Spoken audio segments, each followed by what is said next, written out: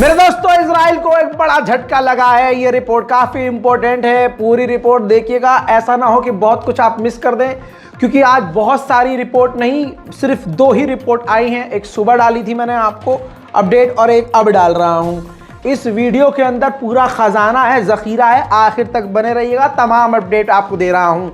सवाल यह है कि भाई ऐसा क्या बड़ा नुकसान हो गया जिससे इजराइल पर फर्क पड़ सकता है? बहुत बड़ा फर्क पड़ सकता है।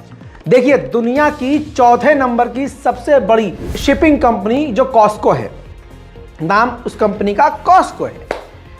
आसान कर देता हूं, यही एक ऐसी कंपनी है जो पूरी दुनिया में अकेली 11% शिपिंग करती है। एक देश से दूसरे देश बड़े बड़े सामानों को लेकर जाती है समुद्री रास्ते से। इस कॉस्को कंपनी ने भी इजराइल जाने से इनकार कर दिया। कह दिया भैया ना, हमें बड़ा खतरा है, हमें अपनी जान प्यारी है, हमारे कंटेनर प्यारे हैं भैया। हुतीस के हमले हो रहे हैं और हुतीस किसी को नहीं छोड़ रहे हैं, लिहाजा हम इजराइल के साथ काम नहीं कर सकते। अब आप इस बात से इतना समझ लीजिए कि इजराइल पहले से ही नुकसान में है और इजराइल के पोर्ट खाली हैं। अब इसके बाद जब ये जहाज जाना बंद हो जाएंगे और कॉस्को भी बंद कर देगा अपनी सर्विस, तो क्या ही होगा। अभी कुछ वक्त पहले, हुतीस की बात हो रही है तो कनेक्ट कर रहा हूं, अभी कुछ वक्त पहले भारत के बेहद करीब इंडियन ओशियन में मालदीव के करीब एक शिप के ऊपर भी हमला हुआ।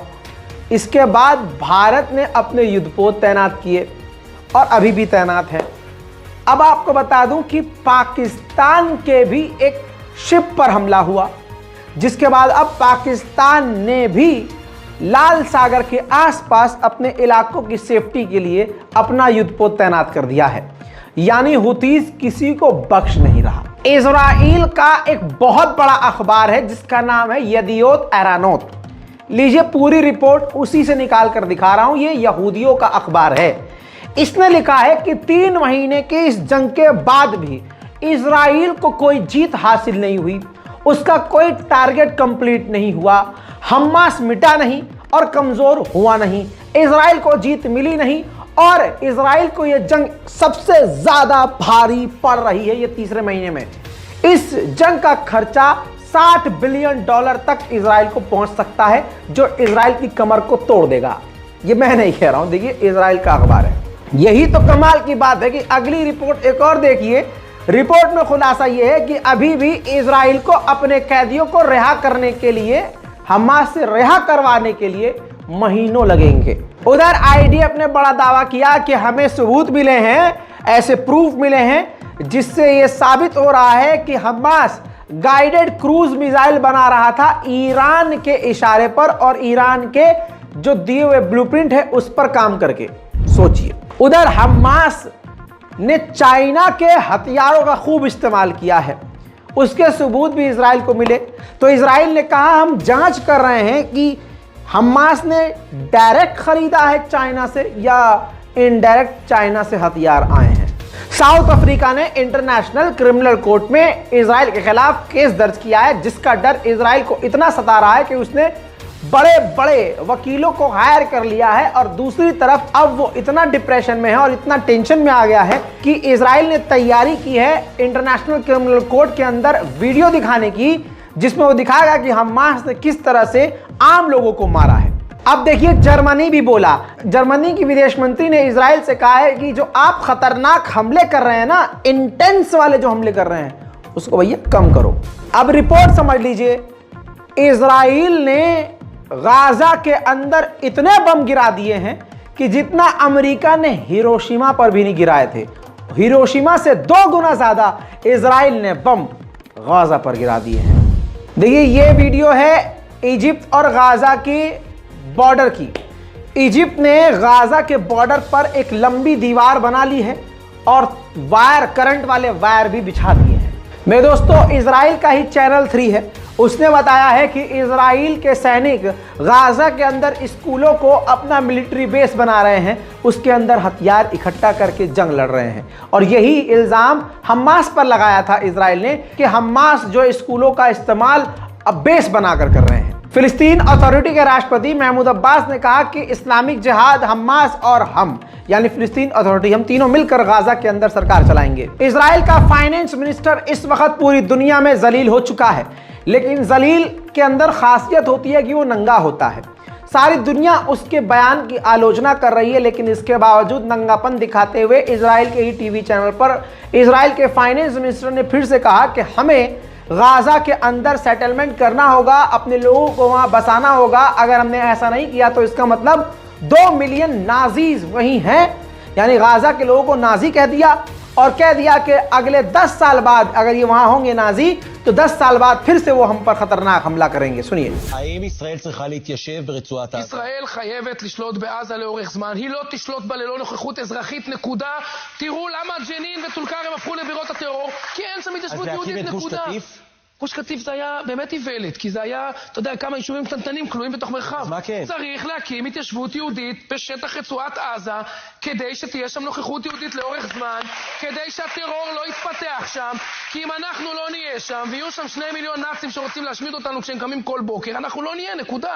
נתעורר בעוד 10 שנים או 15 שנה ל7 באוקטובר חדש. हमास के एक बड़े लीडर ने कहा कि इजराइल की सेना अब नॉर्थ गाजा से निकल रही है बिना कोई कामयाबी हासिल किए। इसी तरह से साउथ गाजा से भी इजराइल निकलेगा बिना कुछ हासिल किए। सुनिए। رژیم از مناطق شمالی عقب نشینی کرده و فقط در مناطق غربی بیت لاهیا مانده است و امروز این ارتش از ورود به مرحله سوم سخن میگوید و مدعی است که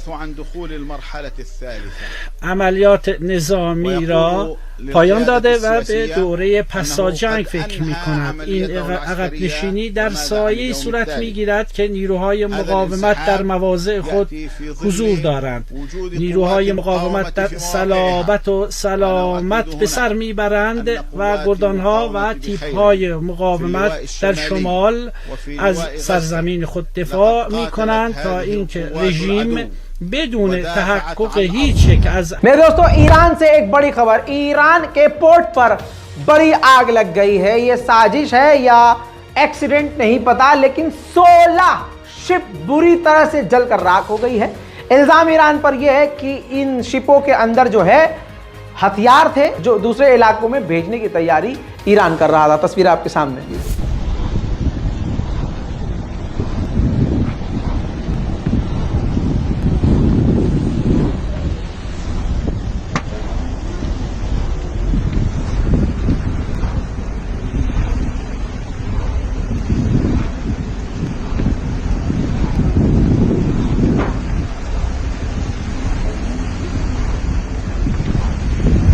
अब आपको बता दूं कि ईरान इसको ऑफिशियली एक्सेप्ट नहीं कर रहा है।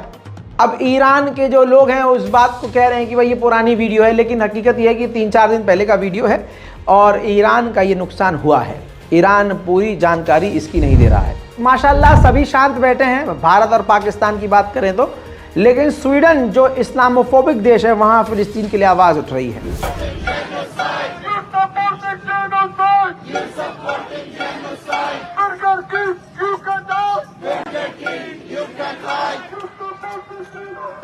You're supporting genocide. Burger King, you can't hide. You're supporting genocide. You're supporting genocide. Boycott Israel. Boycott Israel. Boycott Israel. Boycott Israel. Boycott the boycott the boycott Israel. Boycott the boycott the boycott Israel. Boycott the shame in you.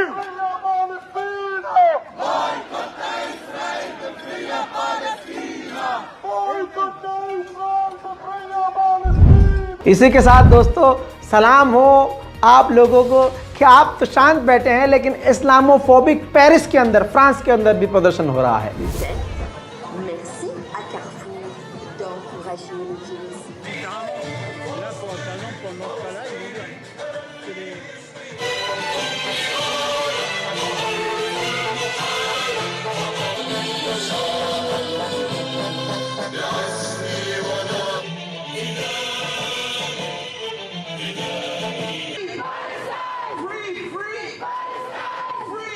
Palestine!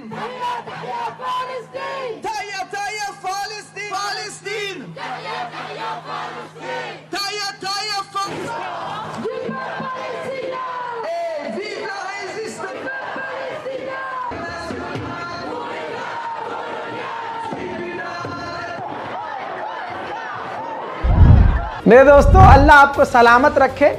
जितना आपका ईमान है, अल्लाह आपके ईमान को बाकी रखे। आप तो शांत बैठे हैं, लेकिन इस्लामोफोबिक अमेरिका के अंदर भी प्रदर्शन हो रहा है।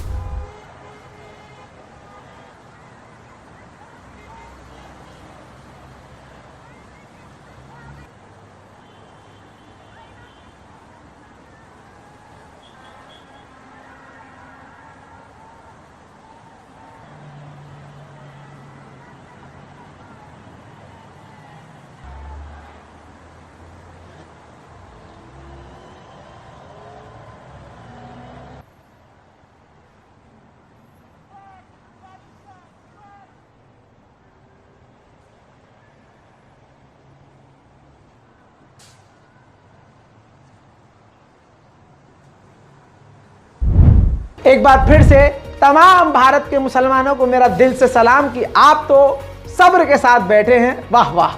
लेकिन डेनमार्क जो इस्लामोफोबिक देश है, वहां भी फिलिस्तीन के लिए आवाज उठाई जा रही है। Free, free, free Palestine! Alright, you should all know this one by now. Your answer is shut it down! The occupation! The border walls! The siege on Gaza! The hold-down system! The hold-down system! The hold-down system! The occupation! The border walls! Israel ने अपने ही यहूदी 3-4 लोगों को गिरफ्तार किया है तेल अवीव में, जो प्रदर्शन कर रहे थे कि जंग को खत्म कर दिया जाए, हम जंग के खिलाफ हैं। देखिए,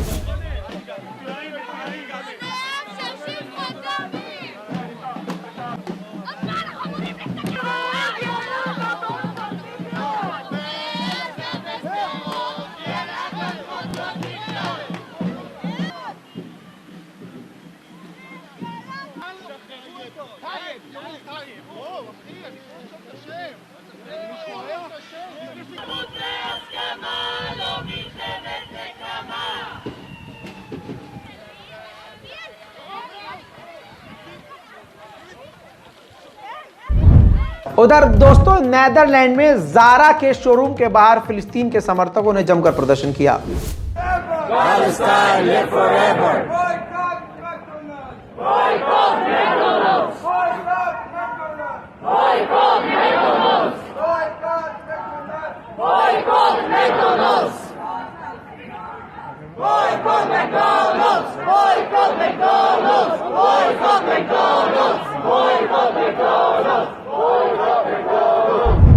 मेरे दोस्तों, फिलहाल की इस रिपोर्ट में इतना ही। चैनल को सब्सक्राइब करना मत भूलिएगा ताकि आपको ताज़ा जानकारियां मिलती रहें। जय हिंद।